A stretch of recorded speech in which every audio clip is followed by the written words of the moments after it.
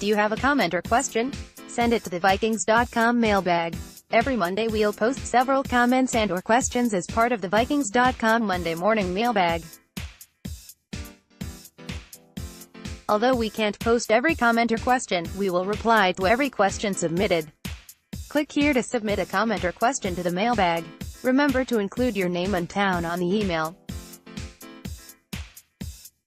On the surface, it's easy to say a dominant defense is most important in today's game due to the top 4 offenses all making it to their conference championship games. However, I think defense and running the ball is as important as ever because all 4 teams did that during their playoff runs. Wouldn't you agree that running the ball combined with good defense is still clearly the most important things to winning a championship? Jeff Skinner, Minneapolis, Minnesota. There is no singular way to win in the NFL. Some teams can win with high-powered offenses and forgettable defenses. Other teams win with defense leading the way and the offense playing complementary football. Some seasons one style of play is more prevalent among the winning teams than others. For example, the final 4 teams in 2018, Jacksonville, Minnesota, New England and Philadelphia, all had top 5 defenses.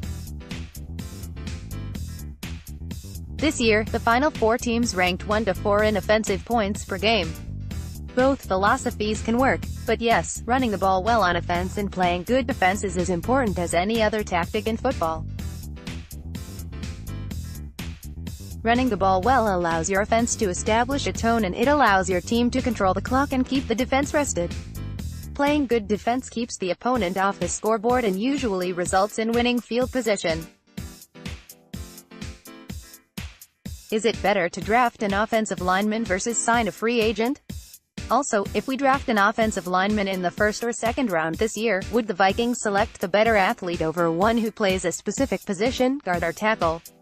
No. Hong Bayfield. Why? Ideally, the core of your team and the building blocks of each position group are attained via the draft. That's the best way to control the types of personalities you bring into the locker room as well as the best way to remain salary cap efficient. There are times when signing players via free agency becomes necessary and even optimal, but those times are few and far between relative to the importance of hitting on draft picks. As for whether an offensive guard or offensive tackle becomes the priority in this year's draft, that will depend in large part upon what type of blocking scheme the coaching staff is going to ask the offense to employ as well as what happens with linemen currently on the roster.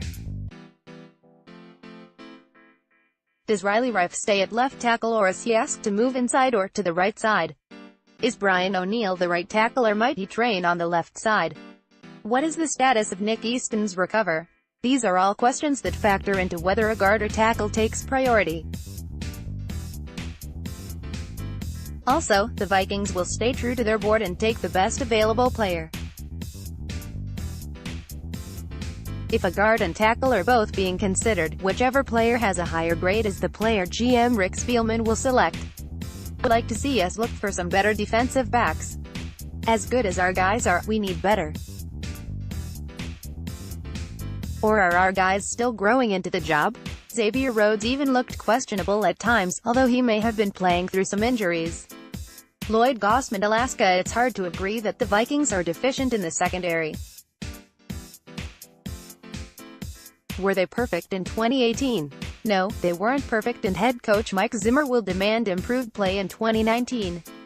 But let's also remember the Vikings ranked number 1 in fewest passing touchdowns allowed 15, number 3 in fewest passing yards allowed 3,140 196.0 per game, no. 4 in passer rating allow 83.3, no. 6 in completion percentage allow 62.6% and number 6 in yards per attempt allowed 7.0.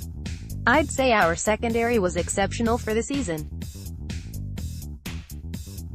I'm all for adding more talented defensive backs this offseason because you can never have enough good players, but the ones we have right now did a great job in 2018.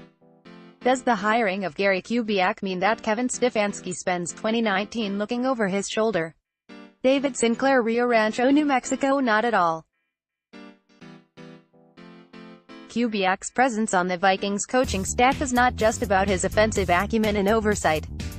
It's also about being able to provide input to Coach Zimmer about issues the entire team and sometimes entire organization faces. As for Stefanski, Kubiak is another resource at his disposal as he takes the reins of the Vikings offense.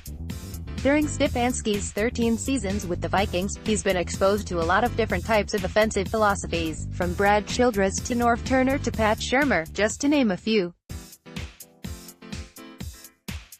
Now we can add Kubiak's name to that list.